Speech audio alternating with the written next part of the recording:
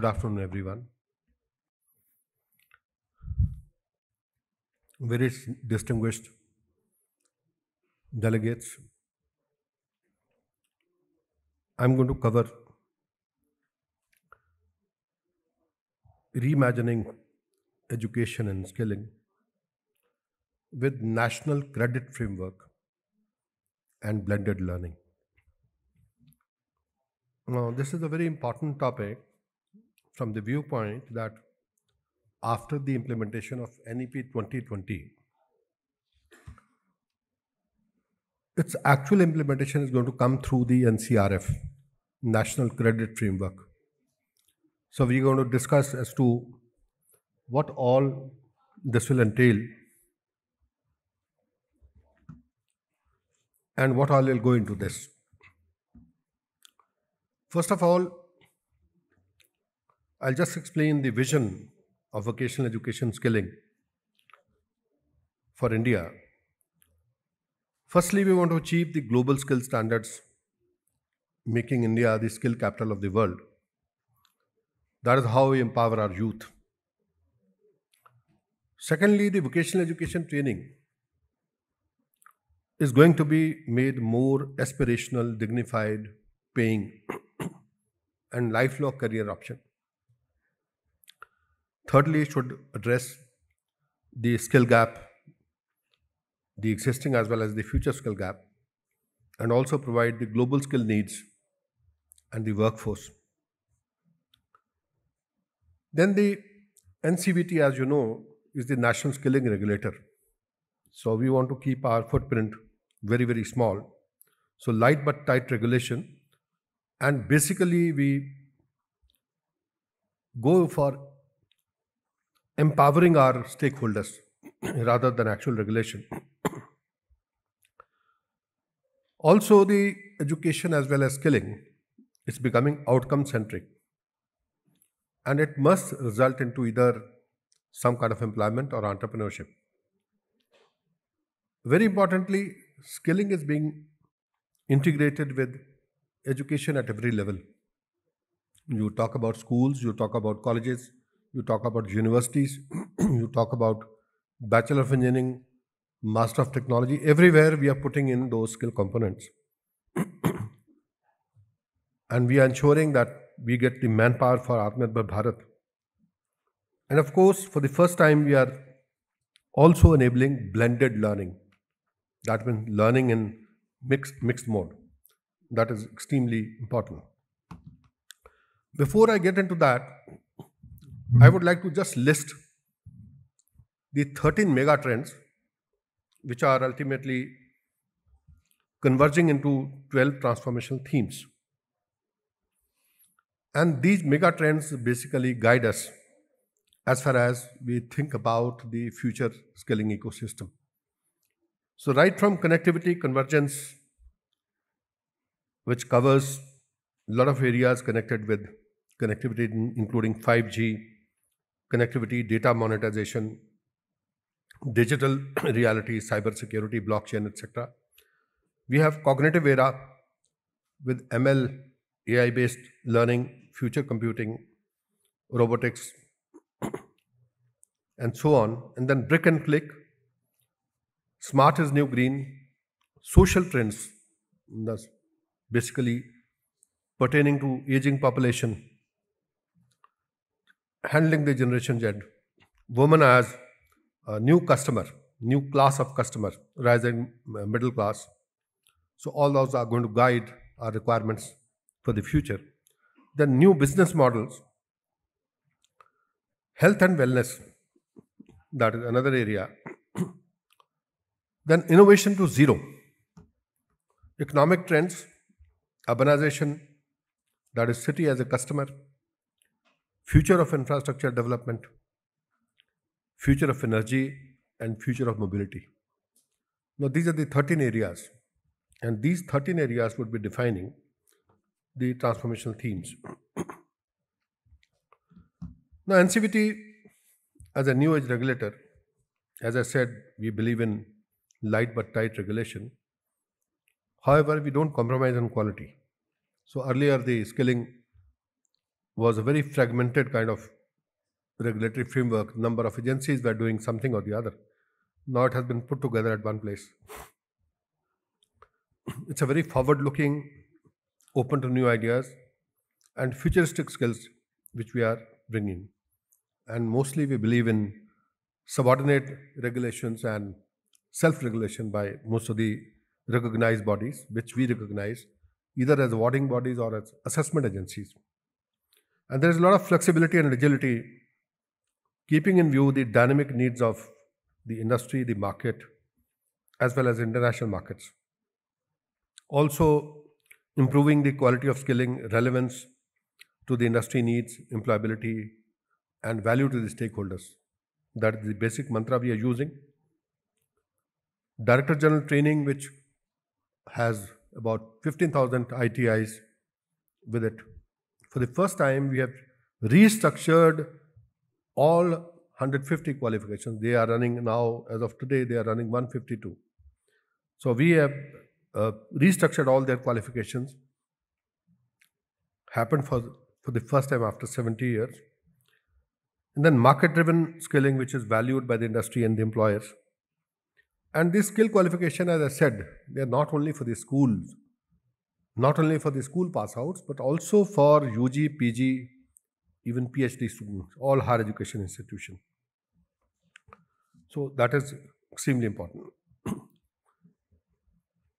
10 competencies, which besides the domain competencies which we are concentrating on: social intelligence, novel and adaptive thinking, new media literacy, cognitive load management, virtual collaboration, transdisciplinarity, design mindset, computational thinking, cross-cultural competency, and sense-making. And we have small notches we are building on these, and depending upon the requirement of each qualification, these national occupation standards are being added to one of these qualifications. So there are 12 compulsory notches, compulsory components, which are basically employability skills, which are being added right from a lowest level course to highest level course, depending upon the requirement. So we have different modules: 120 hours, 90 hours, 60 hours, and 30 hours. And NCVET has so far approved about 5,000 qualifications. So for all 5,000 qualifications, this is going to go into every qualification depending upon the requirement. Also, we are getting into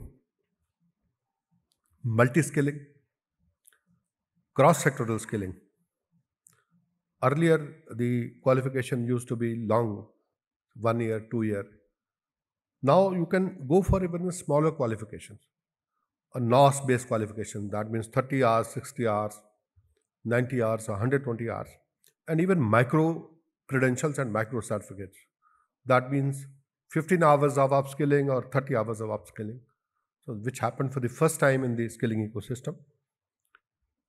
We are also working on cross-sectoral skilling, which was totally absent earlier. That means one person working in automotive sector, working across with NASCOM, with IT, integrating the two. For example, automotive IIoT technician for predictive maintenance. So also, as far as future qualifications are concerned, we are concentrating on Industry 4.0. And if you see, there are 10 new and emerging technologies, including artificial intelligence, blockchain, IoT, cybersecurity, cloud computing, social mobile, robotic process automation, data analytics, 3D printing, and AR, VR, and extended reality technologies. Now, these technologies, they cut across various sectors, and sectors could be absolutely varied, from automotive, aviation, to capital goods, to ITITS, electronics, agriculture. And then with this combination, different combinations, we are coming up with new kinds of qualifications which were not existing earlier. So far, along with the industry, we have developed more than 250 qualifications. Today also we approved certain qualifications. So these qualifications are ranging from, say, level 4 to level 8. 8 is the highest level, 1 is the lowest level. And these qualifications are for engineering colleges, for polytechnics, for ITIs, even for smaller courses, level 4 courses or level 5 courses. So you have practically future skills qualifications available in all of the modern areas. Honorable Prime Minister specifically wanted these technologies and these qualifications to be developed. And therefore, we are working very closely with the industry. We work with all the sector skill councils are awarding bodies. They are our recognized bodies. Similarly, we have set of assessment agencies with whom we work. We also work with skilled universities, with technical universities, with other universities. We also work very closely with the other regulators. Now, having said that, let me come to my main point, which is the National Credit Framework. Now, this National Credit Framework has been developed in collaboration with UGC, AICT, NCRT, CBSE, National Institute of Open Schooling, and all the departments concerned. What this credit framework says, it integrates credits in 3 dimensions. And what are these 3 dimensions? Learning in academics, learning in vocational skills, and the relevant experiential learning. And this will really make the education and skilling aspirational. This credit framework provides for assignment, accumulation, storage, transfer, and retention of credits. You can earn credits, you can use credits. And this also supports the credit-based academic and skill qualification frameworks. We call them National Higher Education Qualification Framework and National Skill Qualification Framework. Earlier, there was no school education qualification framework, but now we have come up with one, which is part of this. Also, it removes all the distinctions between vocational education and general education. Now they are at par. I'll show you a table short while, which will make it clearer. Also, NCrF creates multidisciplinarity and holistic education possible. It could be across sciences, across social sciences, arts, humanities, sports. And then it also allows us to integrate skilling into every part of learning. Enables multiple entry, multiple exit system. One can get into anywhere, go out anywhere, can do anything, can pick up any subject. So all that is possible. And there's a lot of flexibility to the student to choose their own trajectories, own learning trajectories, own programs. Now, if you see this, very clearly there are 3 dimensions: academic access, skill access, and the experiential learning access. On academic access, you have school education, you have higher education, and similarly on skill access, you have levels 1 to 8. On academic access also, you have levels 1 to 8. And you earn credits as you go along. For skilling, if you see, the entry qualification for level 5, 6, 7, 8 is UG or PG or even PhD. So those kind of qualifications are there. And the basic fundamental is that for 1200 hours of learning, that is 1 year of learning is 40 credits, 6 months is 20 credits, and every kind of learning is creditized. Whatever you learn, classroom, laboratory, innovation, social work, examination, technical education, internship, apprenticeship, on-the-job training, everything is creditized. And one could earn credits subject to assessment of that particular area. Now, only one thing I would like to show more, the final table. Now, this is the blended learning, wherein you can have one digital component blended with the physical component. And this we have defined for every qualification as to what ratios are allowed in what kind of learning. So that has also been done. Since time is short, I'll just show you the final table.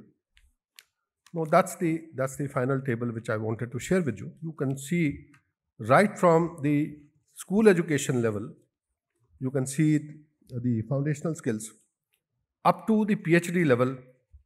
You have credit levels assigned to every level, and you can see that credit starting from 0.1. For 5th class it is 1, for 8th class it is 2, thereafter it is 2.5, it goes up 0.5 every time, reaching up to 4 for 12th, then first year BTech 4.5, second year 5, third year 5.5, and fourth year 6, and for MTech 6.5, 7, and for PhD 8. And this is now integrating across education, across academic education, across skilling, and all the universities, all the technical universities are now following these NCrF aligned courses which are possible. So skilling is now part and parcel, integral part of the education. So that's all I wanted to share. Thank you so much. Since time is very short, this topic is very long.